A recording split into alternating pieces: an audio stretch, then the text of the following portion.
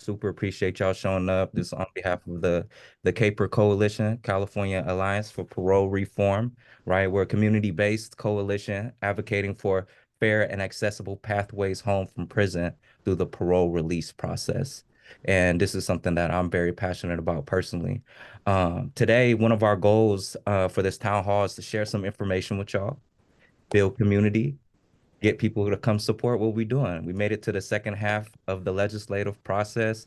And I just want to say it is always a joy to be in community. It's always a joy to be able to do this work. It's always a joy to be able to share space with y'all. So thank y'all for showing up today.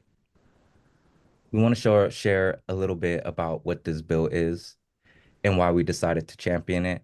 So this is AB 2310 once again, and this is to increase language accessibility during the parole hearing process. And to share a quick, brief example of why this is personally something important to me, I'm formerly incarcerated. So I was incarcerated for 10 and a half years. And I remember one of my cellmates, he was one of my big brothers, An. He's Vietnamese and he only spoke Vietnamese, right? And real quick, I want to flag for y'all too that we got a Spanish channel. And if you need interpretation, please go ahead, click that button down there. Yeah, you see that slide? Thank you. Right. If you need interpretation in Spanish, go ahead and click that. Right. Yeah, we want to make this is gonna be our first time doing um a multilingual town hall. We want to make sure that we're trying to get this right. So we're learning together, y'all. Let's get it. Dope. Awesome. All right, back to my story. Fun. So, like I was sharing, when I was inside, I had a big brother in there who his name is An, and he only spoke Vietnamese. And I remember it was his time to go up to the parole board, and he didn't have adequate interpretation, and we didn't fully understand what was happening. But when he came back to the cell that day, he came back with a 5-year denial. And I asked An, I said, Min, what happened? Why did you get a 5-year denial? And Min didn't fully understand. He said, I don't know. I didn't really have good interpretation. I don't fully know what happened. Can you read my transcripts for me? Because once again, Admin, he's Vietnamese. He doesn't read or speak English well. So he didn't even understand what these transcripts said. So when I'm reading through the transcript, I see there's a part in there that says about a support letter that was written. And that support letter was written by me. And in this support letter, I wrote that Admin is one of the kindest people I know. If there was anybody who needed anything off the tier, he would give his last soup off of his shelf to help them.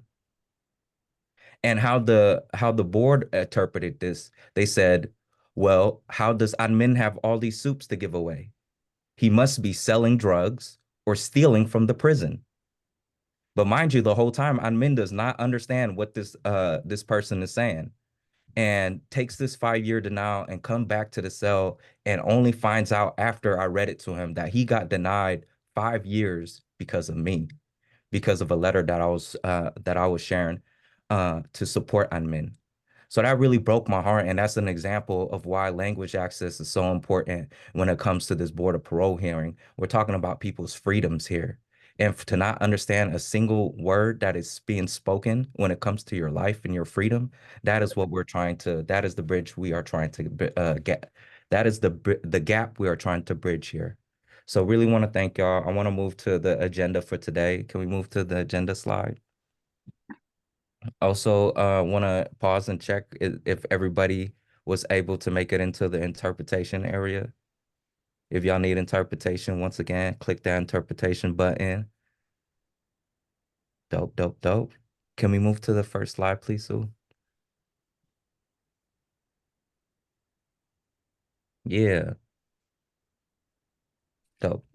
And also want to remind y'all too, we got interpreters in the room to please, if it's up to your turn, if you're speaking, to remember to speak slower, to try to pause every 2 to 3 sentences to allow our interpreters to catch up to us while we're speaking. Dope. Shout out. Yeah, I love that. I see the chat jumping, right? Feel free, y'all, to introduce yourselves in the chat. Fun. All right. So I want to walk y'all through the agenda of today. First, we starting with the welcomes, which we doing right now. Go ahead, drop in the chat. Yeah. Say your name, your city, why y'all here. Happy to see y'all here. Yeah. We got testimonies from the inside. We got a presentation about AB 2310, so you can learn some more about it. We got some remarks from a certified interpreter, like we was talking about. Language access is important. Fun fact, certified interpreters aren't required for the Board of Parole. Why? We about to find out. We got some formerly incarcerated speakers. We got a question and answering. We got a Q&A segment. We got an action moment. We got a closing. That's what the agenda looked like for today. It's going to be fun. It's going to be smooth. It's going to be chill. No pressure, right? We're here to be in community and learn together and share information. And yeah, shout out to Myra and Jose, our two interpreters today. Yeah, Myra, you gotta interpret that. She gotta say shout out to myself. All right, can we move to the next slide? Dope. Fun. So this segment, I want to pass it over to Hema, who's going to be talking a little bit about our recordings from the inside and share a little bit more about this segment. Yes. Thank you, Tan. Hi, everyone. My name is Hema, she, her pronouns. I'm a policy associate at Uncommon Law. And I would like to introduce to y'all two women that I've been talking to at CCWF. They're both Mexican immigrants who have gone to the board quite a lot of times in their own capacities, and they've been both denied. And they're going to be talking about their experience going to the Board of Parole. And the first woman who we'll be hearing of, she recently went to the Board of Parole on April 30th, and she has been denied recently on April 30th, and she's going to talk about her experience there and what she went through.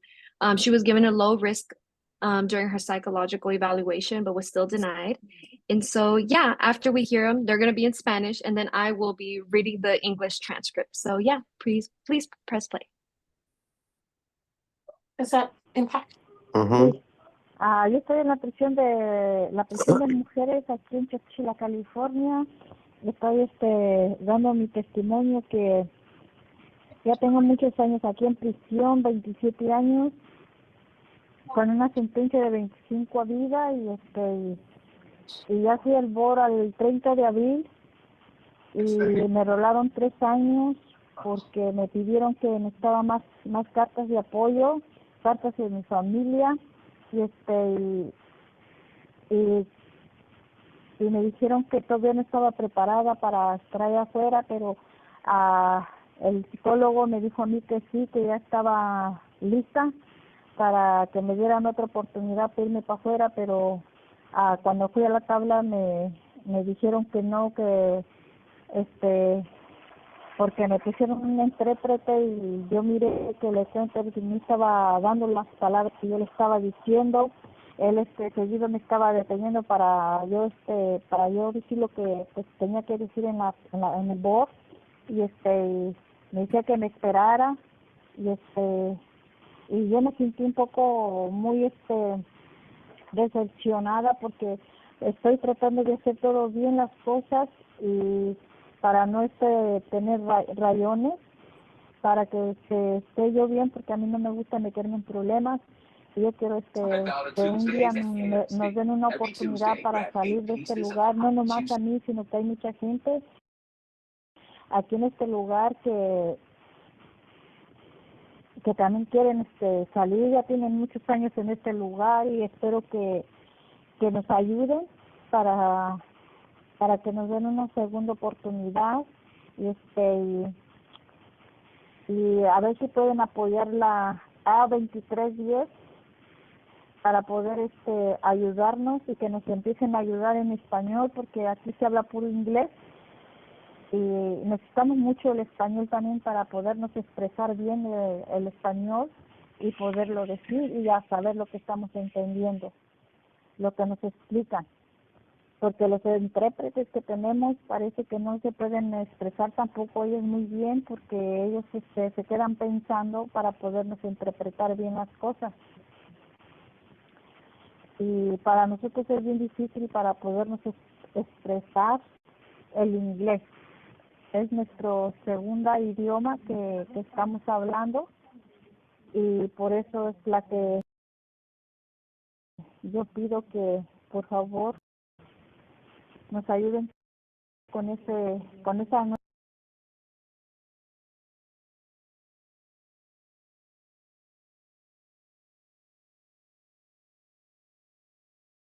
nueva ley que quiere entrar.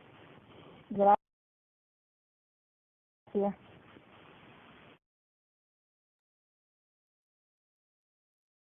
Thank you for playing that.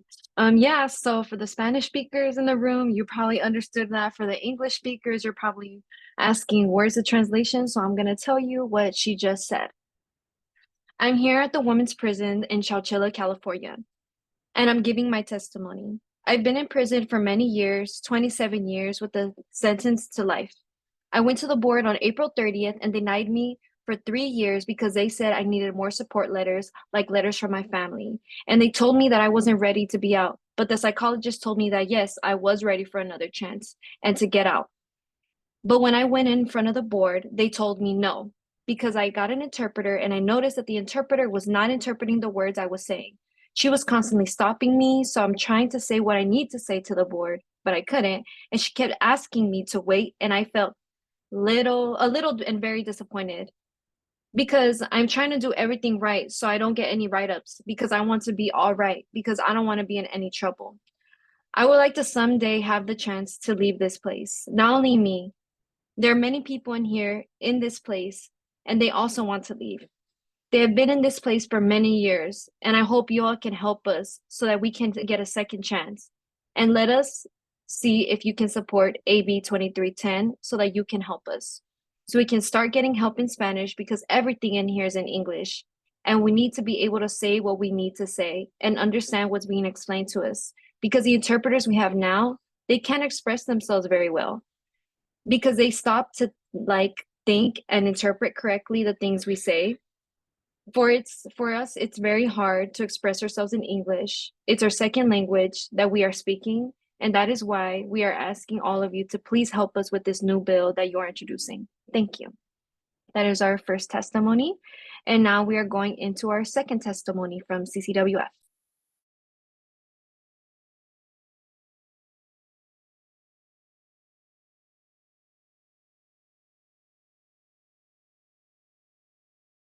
Me encuentro en Centro California, Women's Facility. El propósito de esta llamada es porque cuando fui a board, yo no me sentí confortable porque cuando mi idioma es el español y luego cuando hablan palabras, dicen palabras que yo a veces yo no entiendo, para mí es difícil y el intérprete a veces no dice las palabras como uno las dice. Siento que para mí cuando uno no habla el español, el inglés bien, pues es difícil para uno. Y cuando yo salí de la tabla, pues yo me sentía como frustrada, con miedo, duré días así. Y si pueden apoyar a esta nueva ley, por favor, de apoyarla a la AB 2310.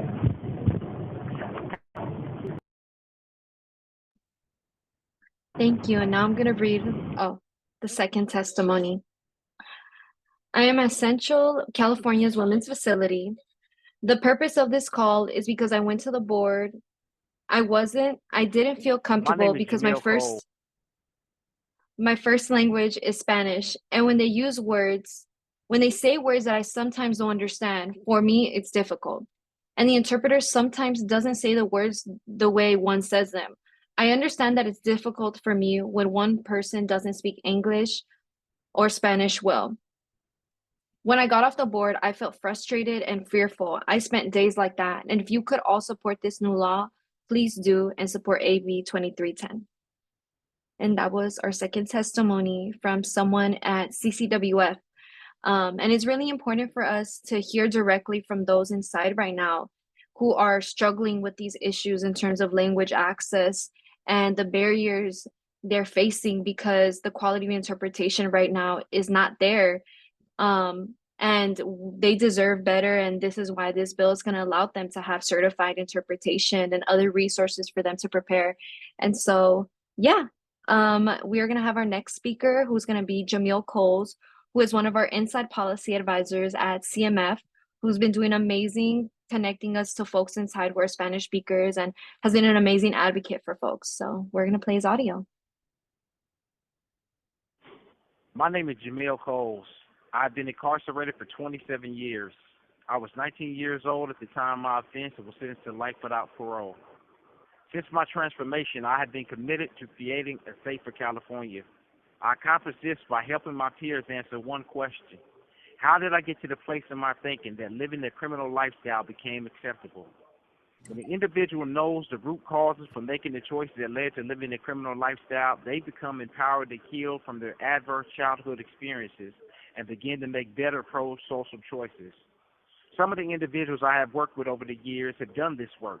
They have healed from their ACE events, and as their prison record reflects, they are making better pro-social choices.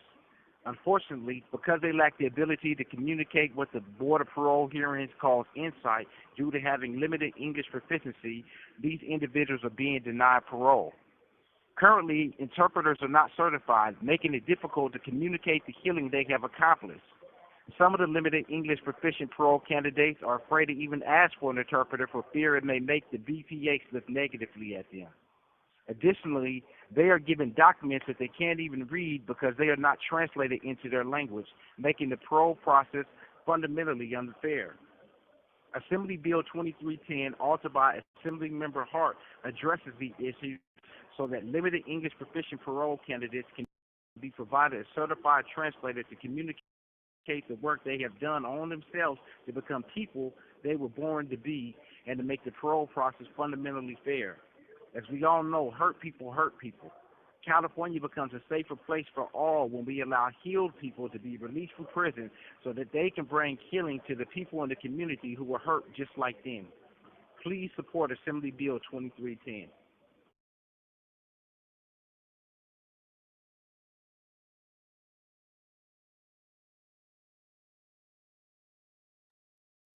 Thank you so much for listening to Jamil. He is amazing. And yeah, after we're hearing these testimonies, we are going to go into why do we need AB 2310? So yeah, let's get into why we need AB 2310. Can we go to the next slide, please?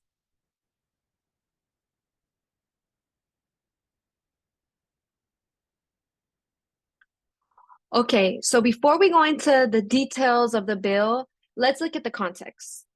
Who is this bill impacting? Well, currently, over 10% of people incarcerated in CDCR are limited English proficient. And for us to get a deeper dive on what this looks like for people facing the board, we filed a Public Records Act asking the board to give us data regarding interpretation. This includes the language that people requested when they were asking for interpretation, who their interpreter was, where are they contracting these interpreters, and trying to figure out if they're certified or not. And so what we found was that 10% of parole hearings happening in California are actually with interpreters, with people who have limited English proficiency. So next slide, please.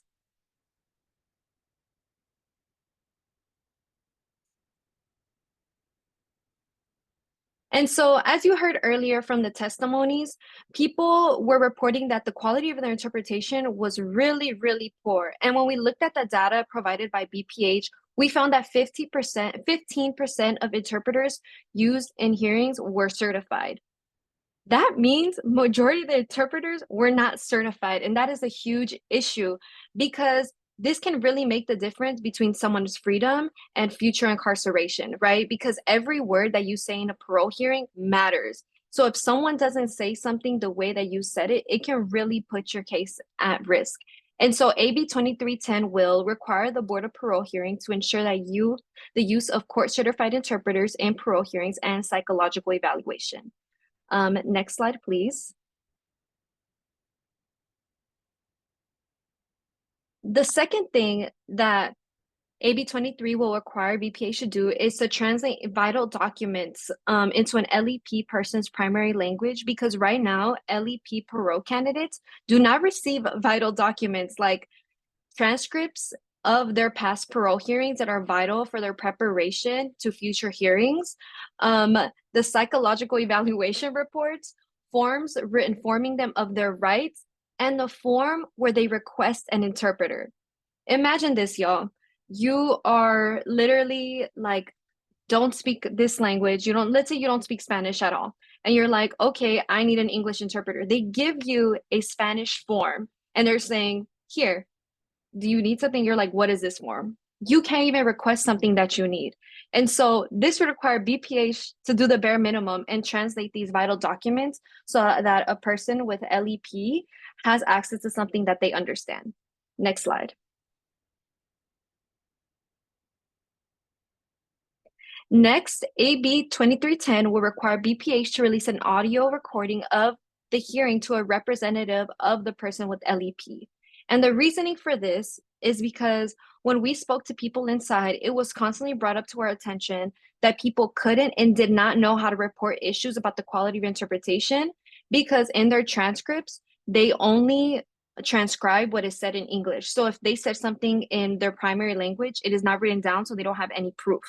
And so an anonymous person told us in a case, I know some English, so I can tell during the hearing when they're not translating correctly, but I don't know enough English to get the words to tell them, to correct them, and to tell them what I mean.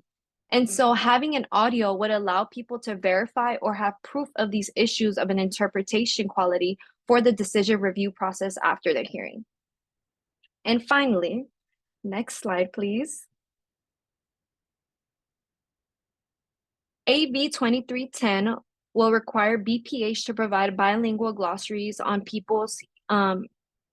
glossaries, parole hearing terminology, the top most 5 common languages used in interpretation related to hearings.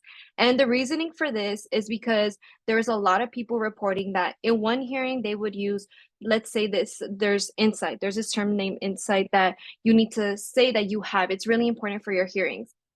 In one hearing, they'll say insight is like this random word, and then in the next hearing, it's this other random word. So there's a lot of inconsistency within one language for what this vital term means when the commissioners ask a question. So we want a glossary so that when there's interpretation, it is consistent. There's no room for excuses. There's no confusion. People know that this is what the word is so that people are able to prepare. Because how can you prepare for something when everyone's using a different term for a word? And so these languages, although it's like top 5 languages, like that's very little. That would actually cover 95% of parole candidates. As you can see here, the top 5 languages are Spanish, Vietnamese, Tagalog, Lao, and Vietnamese. And so 90% of the parole candidates who are LEP are Spanish speakers, but we cannot forget about our folks who are not Spanish speakers, right? It's really important to uplift those folks. And we just want to name that. Vietnamese, Tagalog, Lao, and Vietnamese are also the top 5 languages, and 4.1 of other languages, right? And this includes other native languages like Mam, for example. And so next, you heard about what the bill is. Now, where are we at with the bill? So in the legislative process, I can happily say that we went through the Public Safety Committee in the Assembly. So check mark there, we did it. And we have successfully gone through Assembly of Appropriations, and we passed through Assembly floor. And now on June 18th, we're going to Senate of Public Safety. And this is going to be really important because, we're starting the Senate battle, right? We're trying to make sure we get through there so that the next stop could be governor. But, we really need to get over this hoop. But even after that, it's going to be super important that after we pass public safety, and we will pass public safety, right? We got to manifest things into existence, that we need to push all our energy towards Senate appropriations because this bill costs money. So we need to convince them that this is a priority. And later in the day, we are going to be asking you all to help us make that happen and take action to tell Caballero and McGuire, 2 senators, to say yes to this bill. And so thank you all so much for listening in, and we're going to go into questions. Thank you, Hema. We're gonna save the questions for the very end. So we're gonna move over to Begonia right now. We want to share our next part of our agenda with our certified interpreter speaker, right? Begonia is a certified interpreter and the vice president of the California Federation of Interpreters, Local 3900. We'll share more about the importance of using court certified interpreters in parole hearings and talk about why certified interpreters support this bill. Yeah. I want to pass it over to Begonia. Hello, everyone. Good evening. I'm very excited about being here, about sharing why it's so important to have language access and why you need certified court interpreters for that. Because when you are dealing with legal matters, it's so important that you get the story right, that there's not going to be any mistakes, that if say you're fighting innocence, you want to make sure that you have the power of the words to go take the stand and say this is my truth. So if you don't have somebody that can faithfully say or deliver that message, or makes important mistakes, uh, you are at a disadvantage, because you are not going to be held at the same standard. They're gonna just look at the word, and if it's the wrong word, you're done. So that's why I was motivated to support this bill, and I believe that we need to transfer this standard into parole board, because it's even more important. I mean, what you just shared about the 5 years denial broke my heart, because it's so unfair. You wrote an amazing letter that deserved an amazing translation, and you wanted to move the people reading that letter, and what you got was a horrible, horrible, not only miscarriage of justice, like reading El Quixote translated by somebody working at 7-Eleven. You want a good translation to get to this, to be there, and you cannot ask for less. So when the parole board hearing, when I got the stats of the 80% of people were not certified, that really shocked me. That means that justice is not for all, right? You stop me whenever, please. Otherwise, I keep talking. But I don't know how the agenda is. So, Yeah. Begonia, I have a question for you. mhm. What are the consequences? Oh, I'm sorry. What requires someone to become a certified interpreter? Say that again. What requirements does someone need to fulfill in order to become a certified interpreter? Okay. In California, you need to basically, being bilingual is important, but to be prepared for the test, you need to go through a training, and you need to learn 3 techniques mainly. It's site translation, which means that you have to be able to read a document into English and site translate it into Spanish in 2 minutes. And sometimes it's a legal, document. Sometimes it's a letter of recommendation. It's because you have to be able to convey the message in a very short time. And you have to do that in both, in English and Spanish. And after that, you have to test your consecutive skills, which consecutive technique is normally used when you are in court for questions and answers, or when you go to the doctor, that it's like a dialogue. So you use consecutive. And basically, you have to train on note taking and retention, and then you ask a question. So where were you the night of November 8th? And then the translation will be provided in Spanish. I lost my train of thought for a moment. Oh, that's the consecutive one. And then the simultaneous is like the speed that you have to achieve is around 120, 140 words per minute. So you have to be able to interpret simultaneously in the other language. So like Maya is doing right now, I am speaking in English, so the Spanish speakers are getting a simultaneous interpretation through their devices. Um, so for that, that's the test, and you need to have at least a 70% passing.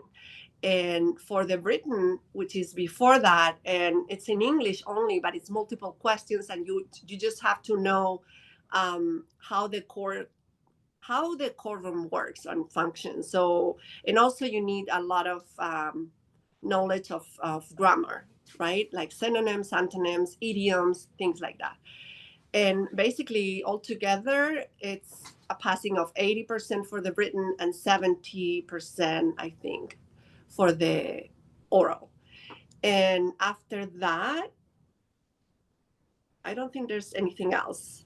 Oh, well, the passing rate right now, it's very low. It's 7%. So that means that it's not easy to do this job.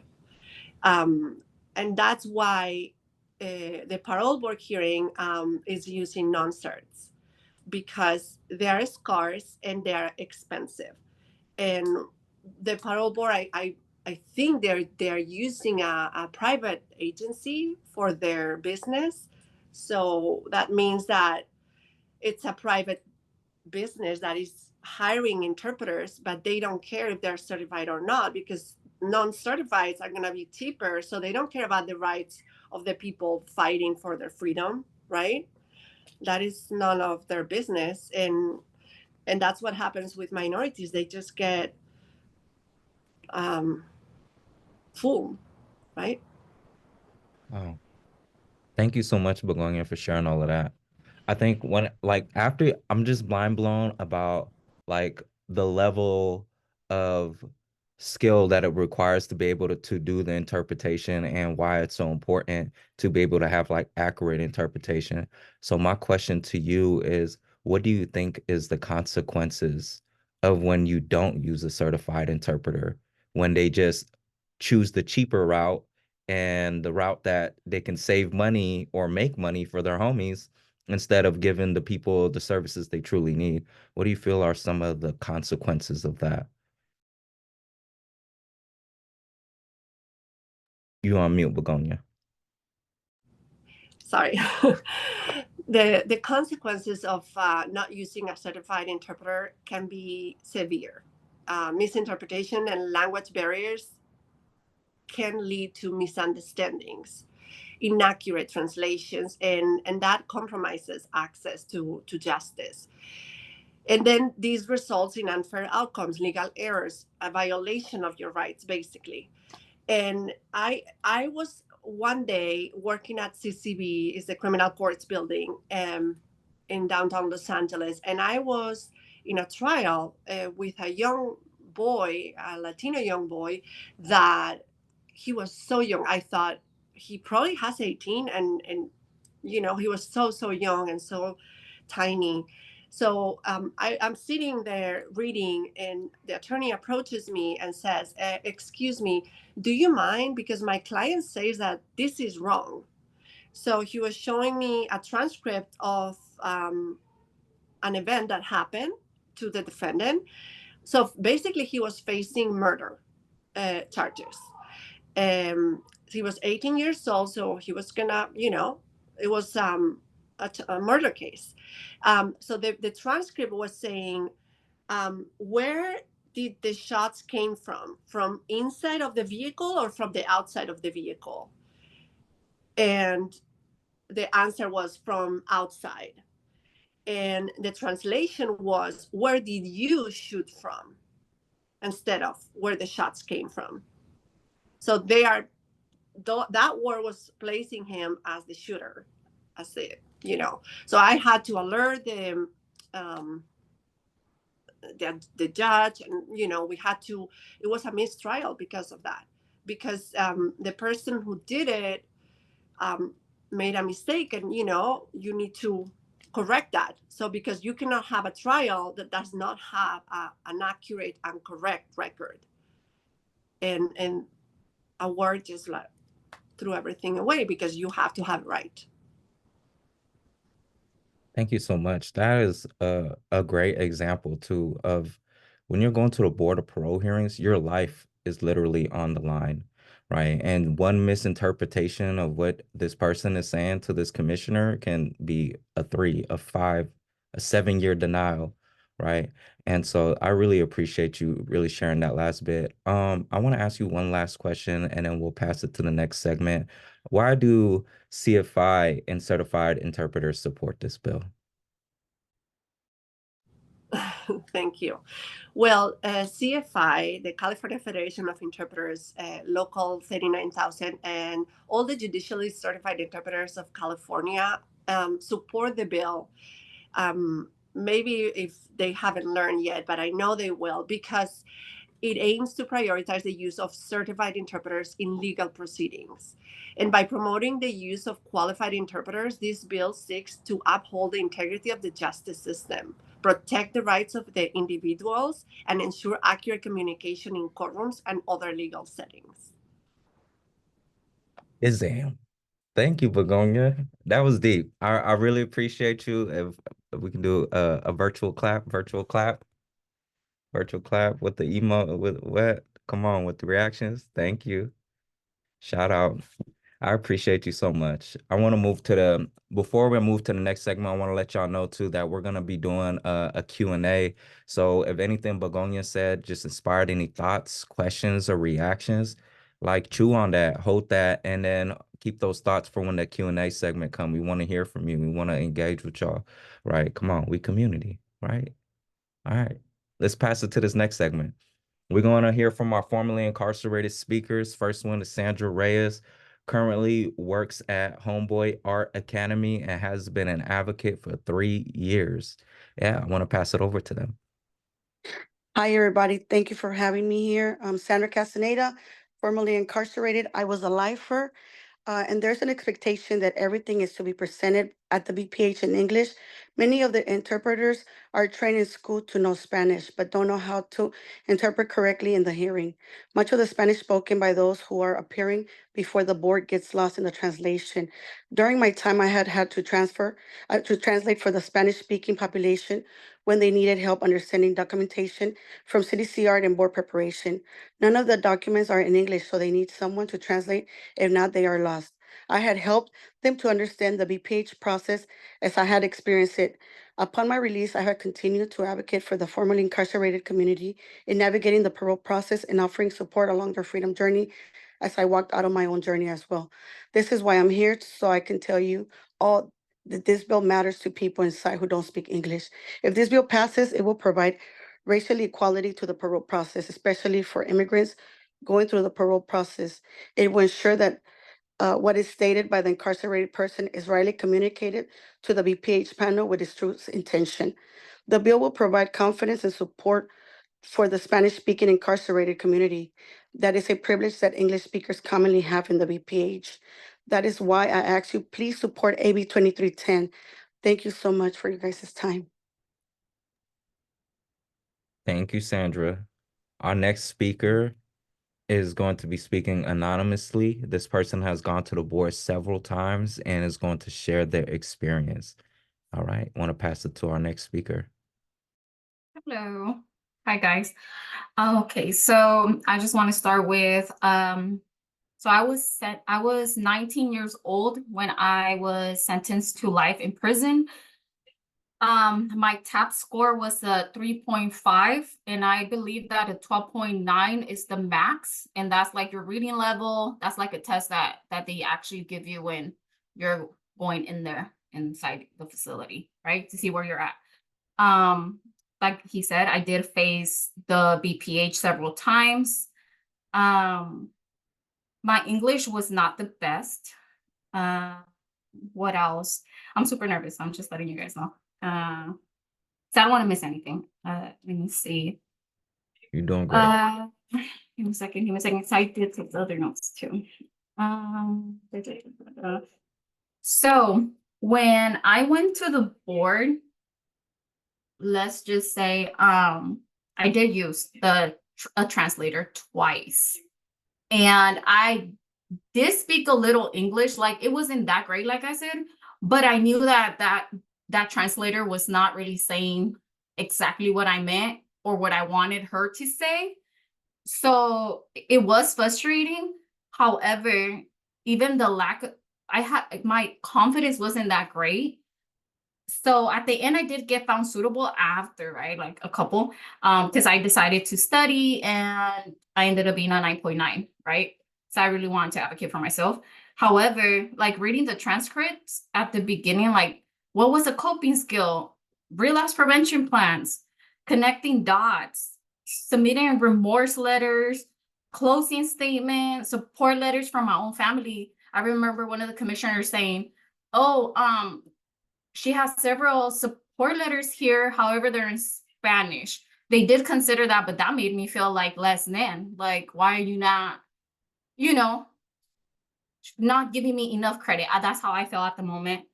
Um, what else? Oh, something that I really wanted to bring up was the trusting another person in the inside to read certain documents, especially when it's like certain cases, sensitive cases, rape cases, you name it.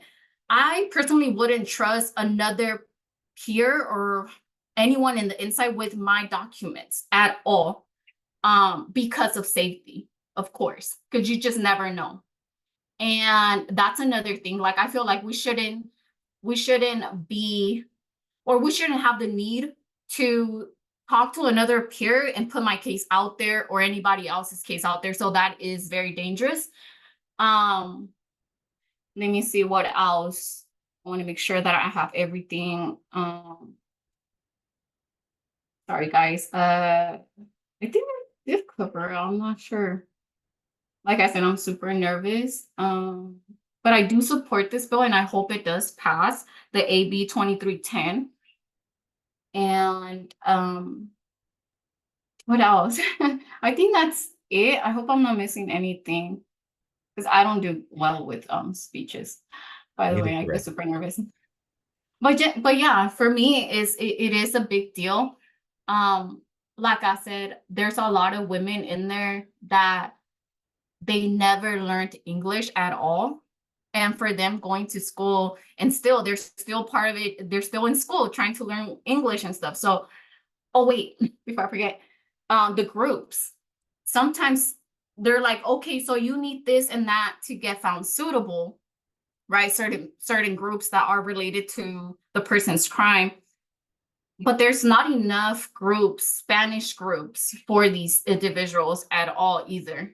And like you guys were saying about the transcripts, it would be nice if the transcripts were in Spanish and hot in like the audio, that would be awesome.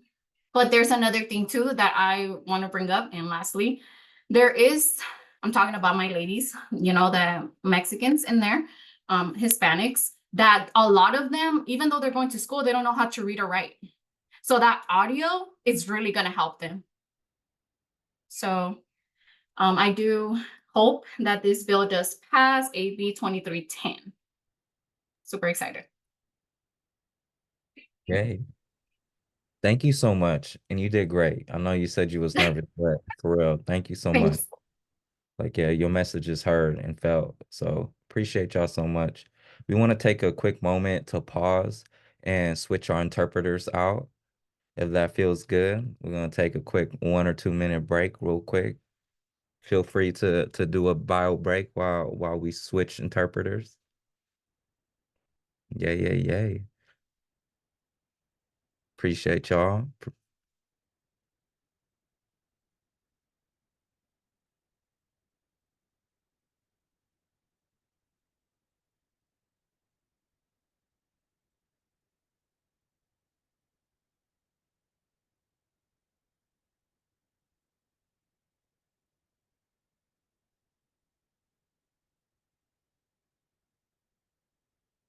We're gonna be moving soon after we switch interpreters into our Q&A.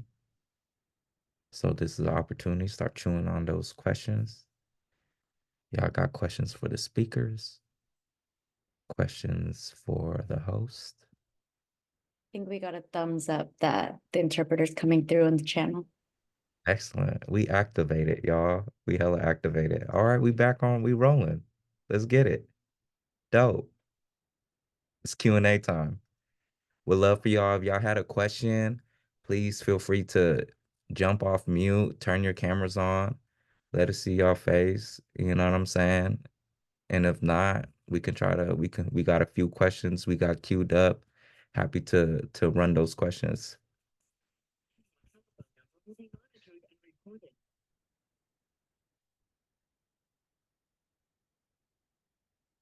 All right, all right. We got a question in the chat.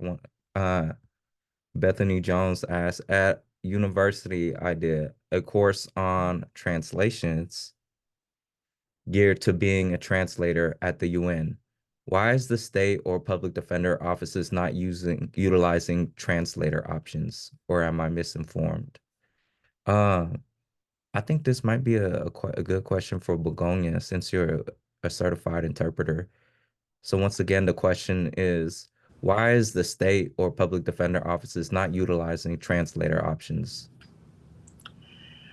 Well, the public defenders do use translations. They just need to appoint an expert to the judge and request, can you please translate transcribe and translate this video as part of the evidence. But they have to request it because we work, for example, I'm on the expert panel for transcription and translation of Los Angeles County. So somebody will contact me and say, I appointed you and please work on my case. These so many audios, jail cell, jail calls, whatever. So I transcribe it, I translate it, and I certify it. So that's part of evidence. And they do have access to that. They just need to go in front of the judge and request it by an appointment because it's part of their defense. Thank you, Begonia. Yeah. Is there any more questions, comments, reactions, vibes? The vibes is immaculate on this end. Feel free. Lauren Hernandez has her hand up. Okay, jump in.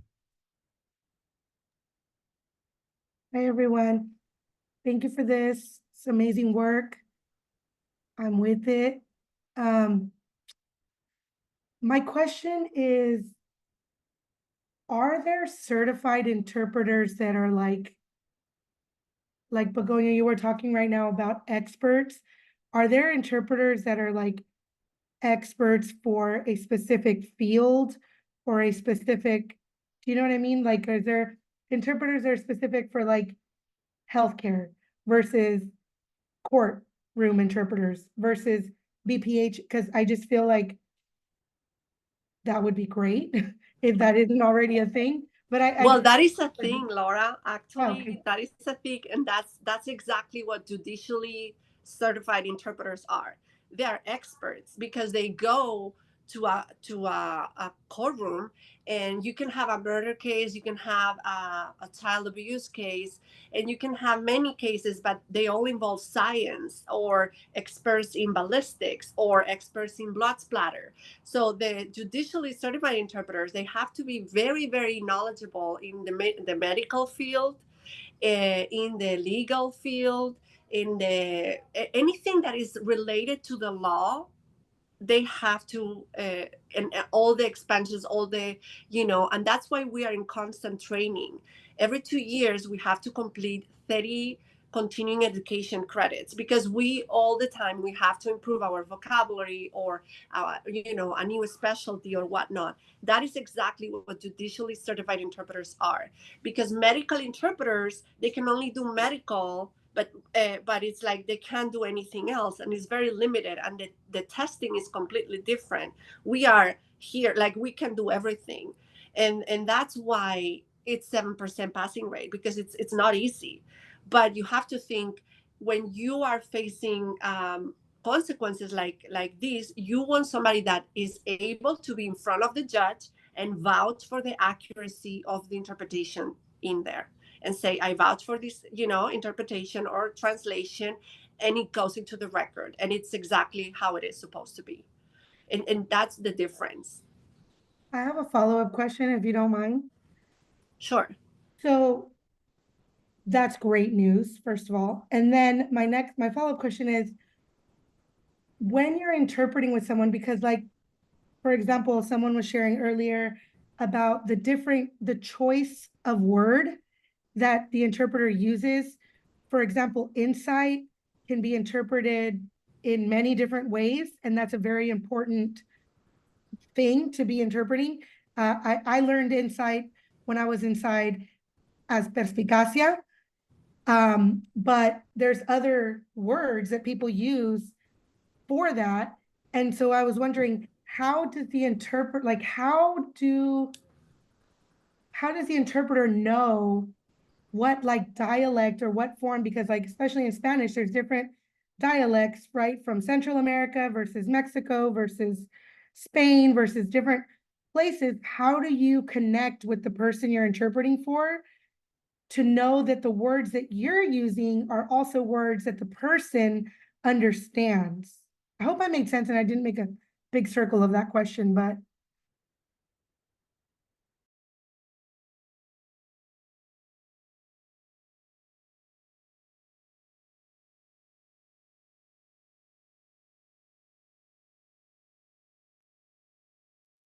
Begonia, we still got you.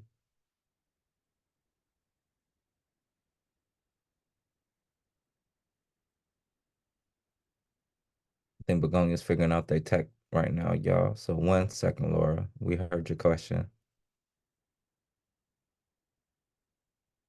No, we can't hear you, Begonia.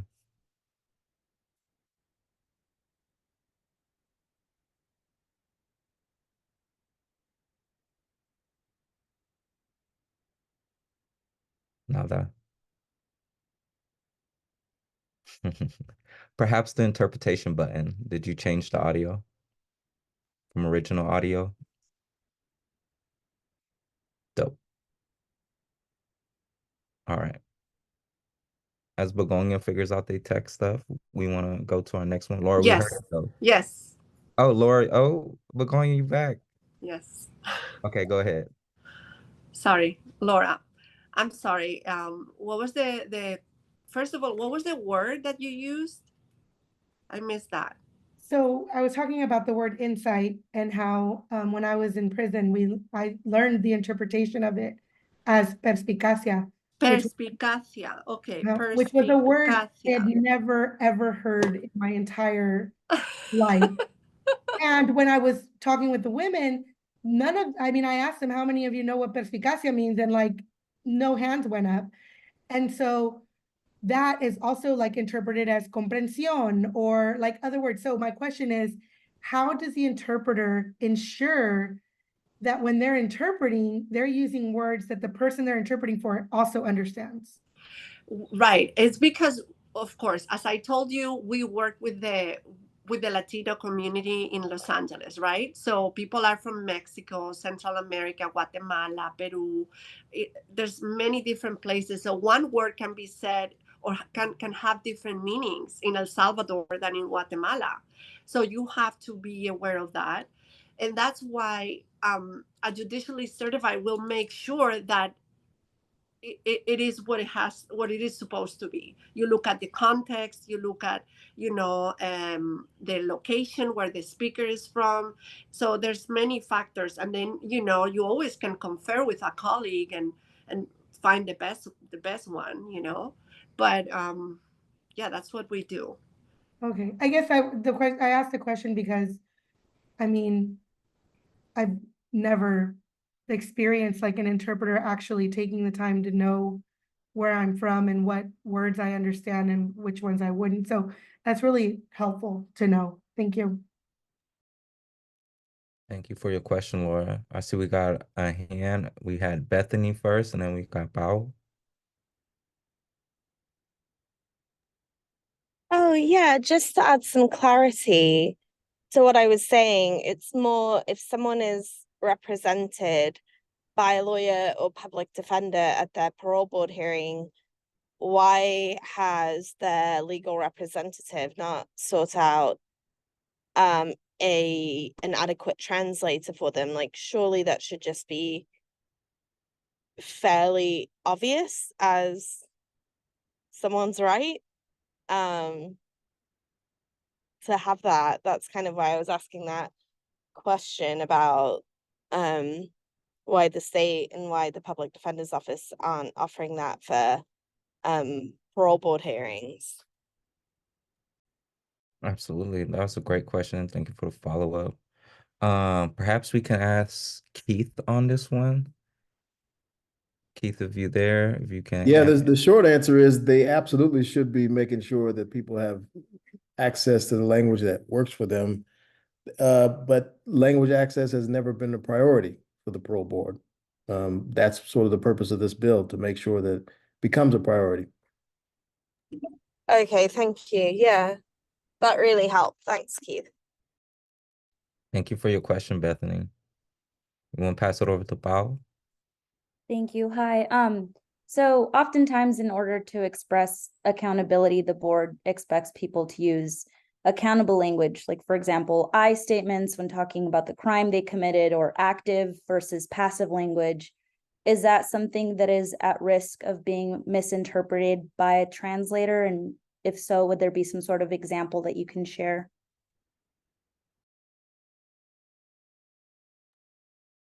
Someone on the Uncommon Law team want to take this question too?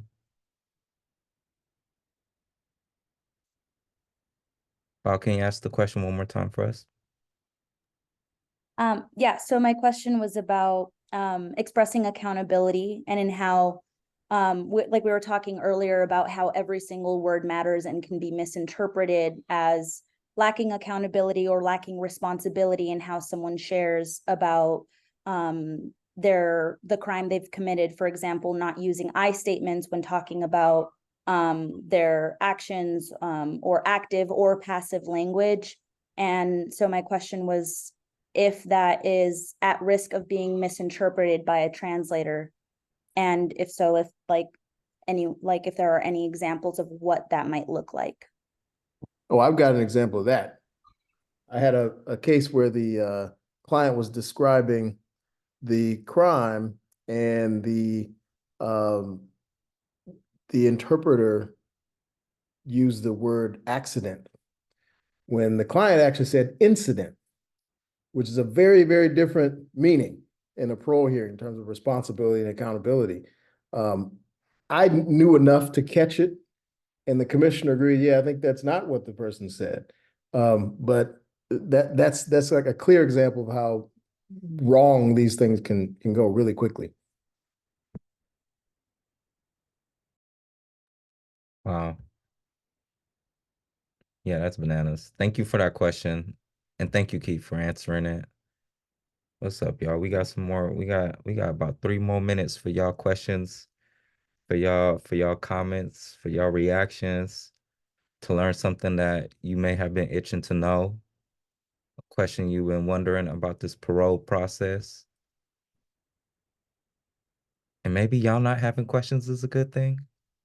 Y'all hella woke and y'all got this down. I appreciate that too. We got a comment in the chat. Okay, I'm gonna read Laura's comment. Shout out Laura for this comment. I feel like it's also not just about translating words, but emotion, especially at the board. Have read transcripts where a commissioner denies parole because the person sounded by rote. Yeesh. That's so real. Right, especially when they're talking about accountability and all of these things, and when it can't. How do you translate emotion? Thank you so much, Laura. Appreciate that comment. Yeah. I actually have one question too. I don't know if we have time. For folks in the room who have gone through the parole hearing process, and especially have worked with interpreters, I guess how much of a sense did you have of that there is even such a thing as certified interpreters versus not certified? And like, is that something that you had knowledge of? And going through your parole hearing process, did you ever have the sense of like, oh, this person may not be certified, or maybe this person lacks credentials? I'd love to hear more, because it's something that we're all learning more about too as we work on this bill. And I see your hand up. You should feel free to come up and share. Thank you. So yeah, I had no knowledge of none of that.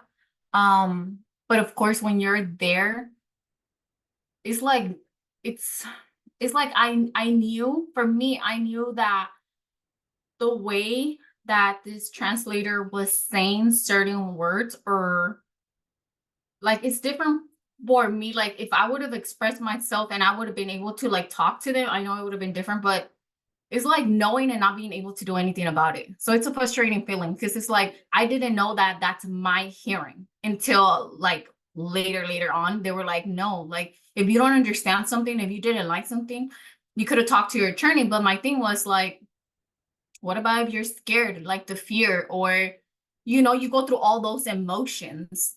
And if you don't know how the law works and all that, like, you're already in there pretty much facing your own traumas and the guilt that you have to carry. So for someone else to just not really translate it the correct way, that was very, very hurtful, So yeah, had no clue. Thank you. Appreciate you for that. Yeah, we want to transition over. Thank y'all for y'all questions, y'all vibes, y'all comments, right? Sharing space. We want to move to the action part. Cause we need community action. We got to do this together, and we ain't gonna be able to do it. So for this next part, can we slide to the next slide, please? Or take action slide. Bum, bum, bum, bum. All right, y'all. So this is how you can best participate. I know one of the questions I used to always ask myself when it comes to trying to dismantle the system or improve conditions, I'm like, what can I do? Well, we got the answer for you today. It's called take action. You got to send us. So if you peep out the slide, you can send Senator Caballero and Senator McGuire an email voicing your support for AB 2310. Yeah, we're going to drop something in the chat. If you can see that, go to bit.ly.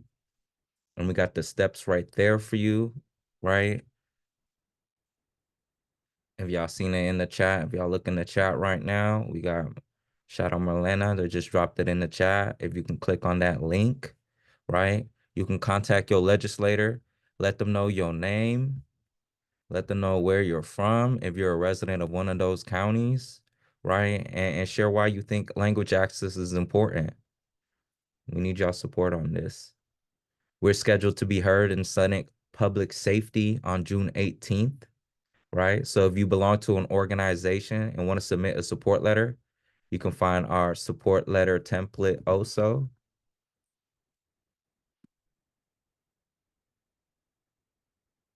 Bloom blow, right? Thank you, Sue. See, this is what it looks like. If you were to click on one of these links, you're gonna be able to, it's super easy and straightforward. You drop your name, your email, phone number, etc. Fill it in. Drop a quick comment, right? Remember, you support this bill. We support an AB 2310. We want to get this through. AB 2310. And then a quick comment. It don't gotta be super long. It don't gotta be super complicated. You can use what we got. We got a template for you to use. You know what I'm saying? We want to make it as easy as possible on the team. Let's get it. And y'all got that? Can I get a thumbs up, y'all? Did that make sense? Y'all even with me still? Some virtual thumbs? Hold on. Okay, I see a few virtual thumbs. Where the rest of my virtual thumbs at? Hold on. Okay, I see a few. Okay. Y'all done activated the music. See, this is what's going on. All right, all right. The ones that didn't throw they okay, y'all catching up. I knew y'all was listening. Y'all doing y'all thing. All right, shout out, shout out. Y'all passed the test. Y'all certified organizers now. Welcome to the organizing club. Shout out. Dope. All right. If that feels good, we can transition to our last part of the day. Or do we want to sit and spend a little bit more time on this?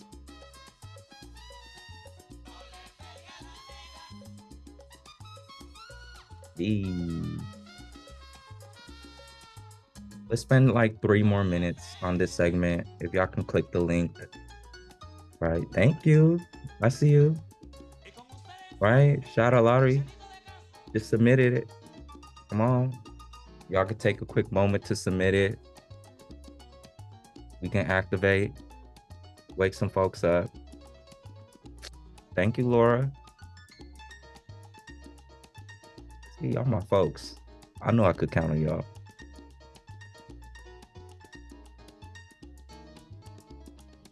We'll spend another 2 minutes on it and give folks a little bit of time to go ahead and knock this out real quick. Right? Y'all can drop it in the chat if y'all completed it. If y'all need some support, you can jump off of mute. Give it a good Bay Area. Yee. All right, y'all probably won't do that. It's just me. I know.